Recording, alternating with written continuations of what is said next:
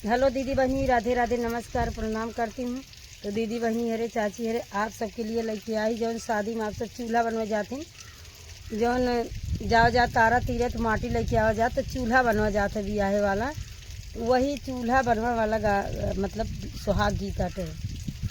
गंगा जमुनावा कई हरिया रे माटी, अरे हरिया रे माटी, अरे माटी सुहागिन काढ़ाई जाई रे लालन, अरे माटी सुहागिन काढ़ाई जाई रे लालन, रे गंगा जमुनावा कई हरिया रे माटी, अरे हरिया रे माटी, अरे माटी सुहागिन काढ़ाई जाई रे लालन, अरे माटिया सुहागिन काढ़ाई जाई रे लालन,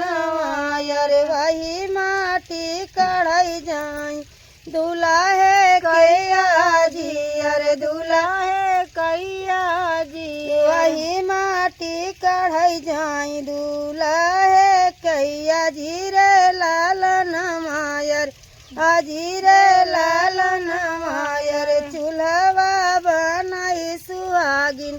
होई रे लालन मायर, चूल्हा बनाई सुहागिन होई रे लालन मायर, गंगा जमुनावा कई हरिया रे माटी,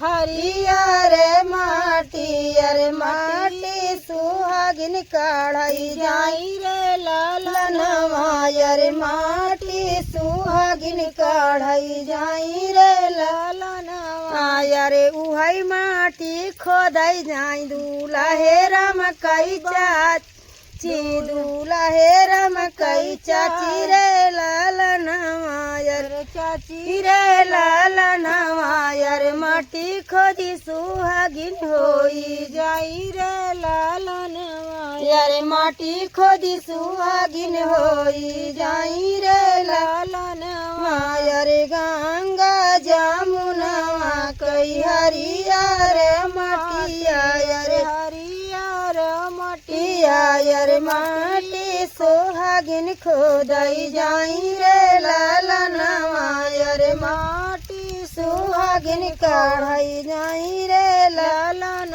मायर, उहई माटी काढ़ाई जाई दुल्हे राम कई भाभी, दुल्हे राम कई भाभी, अरे माटी खोदी सुहागिन होई जाई रे लालन मायर, माटी खोदी सुहागिन होई जाई रे लालन मायर, उहई माटी खोदाई जाई दुल्हे राम कई बहिनी, दुल्हे राम कई बहिनी, अरे माटिया खोदी सुहागिन होई जाई रे लालन मायर, माटी खोदी सुहागिन होई जाई रे लालन। दोस्तों हमार गटई बैठ गया एकदम काम की ना, फिर मिलेंगे नए नए वीडियो के साथ। मोस्ट वेलकम, चलते हैं बाबा।